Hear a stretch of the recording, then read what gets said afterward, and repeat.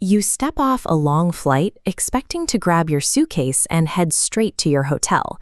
Instead, you're standing at an empty luggage carousel, watching the belt loop endlessly as the hall clears out.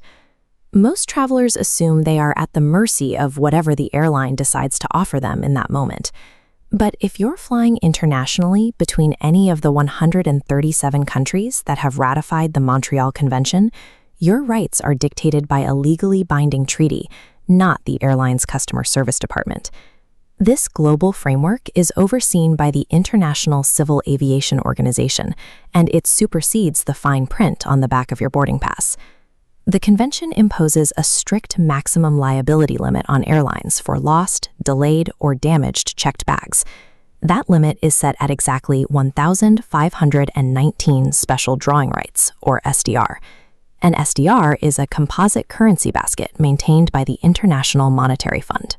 Translated into everyday currency, that limit is roughly 1,880 euros, or $2,080 per passenger.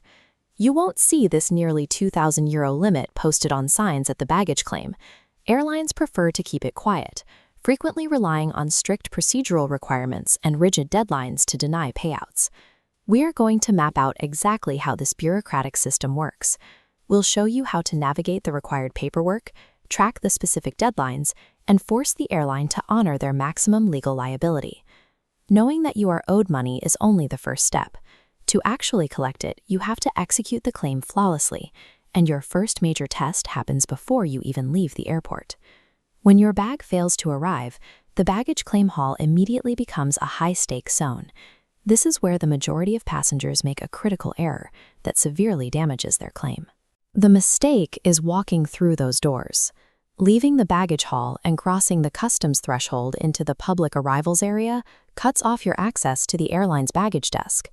Once you exit that secured area without reporting the missing bag, airlines can argue the luggage was lost or damaged after you picked it up. The entire burden of proof suddenly falls on you. Instead of leaving, find the airline's baggage inquiry desk right there in the hall. You need to file a Property Irregularity Report, or PIR. Do not leave the desk until they hand you a 10-character alphanumeric reference number. That PIR reference number directly activates the global SITA WorldTracer network to start hunting for your bag. More importantly, it creates a formal, time-stamped record proving the airline failed to deliver your luggage on time. Spending 15 extra minutes filling out forms after a long flight is frustrating, but it is the singular action required to lock the airline into their legal obligations. With your PIR in hand, you are now on the clock. The Montreal Convention dictates exact, unforgiving deadlines for filing your written compensation claims. This flowchart illustrates how different scenarios trigger entirely different legal countdowns. You have two distinct paths, depending on whether your bag is broken or missing entirely. If your bag arrives but is visibly damaged, like a crushed frame or broken wheel, you must submit a formal written complaint to the airline within exactly 7 days of receiving it. If your luggage doesn't show up at all, the timeline shifts. Once 21 days have passed from your scheduled arrival date, the treaty legally classifies your delayed bag as a permanently lost bag. A critical detail here is that these are calendar days, not business days. A weekend or a national holiday does not pause the clock on your claim window. Missing these deadlines by even 24 hours gives the airline a complete legal release. They are no longer required to pay you a single euro, regardless of what happened to your belongings. While you wait for a delayed bag, airlines are required to reimburse your out-of-pocket expenses for essential items. The treaty uses the word reasonable to define what they owe you. In practice, they will reliably cover toiletries, underwear, and a basic change of clothes, typically around 40 to 80 euros a day.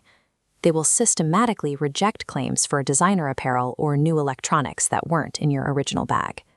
If that 21-day threshold passes and the bag is officially lost, you stop claiming for toothbrushes and can file for the full replacement value of the suitcase and its contents, up to the 1,880 euro cap.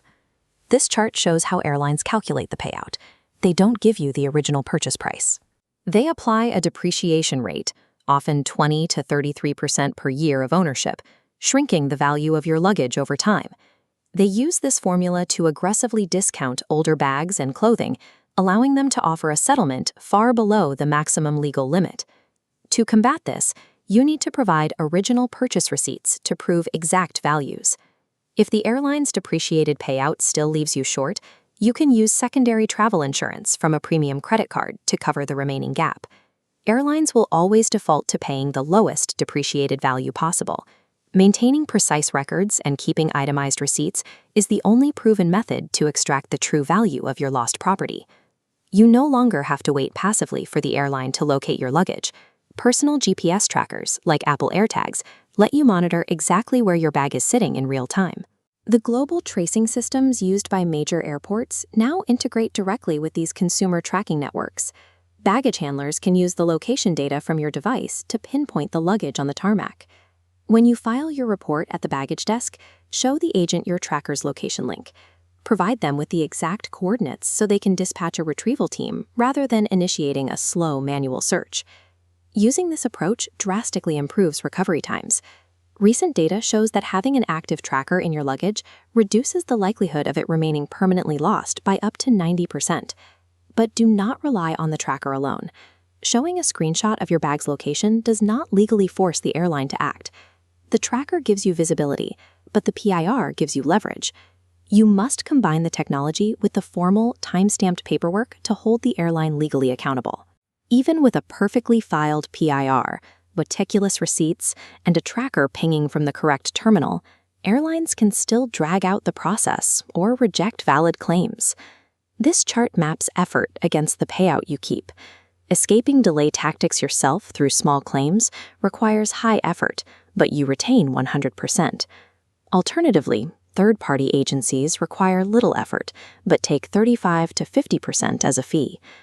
Before you even pack, you need to understand that certain items are completely excluded from the Montreal Convention's protection, regardless of which route you take. The airlines are fully exempt from reimbursing cash, precious jewelry, and electronics. Those high-value items must go in your carry-on luggage every single time you fly. Securing your baggage compensation is an administrative exercise.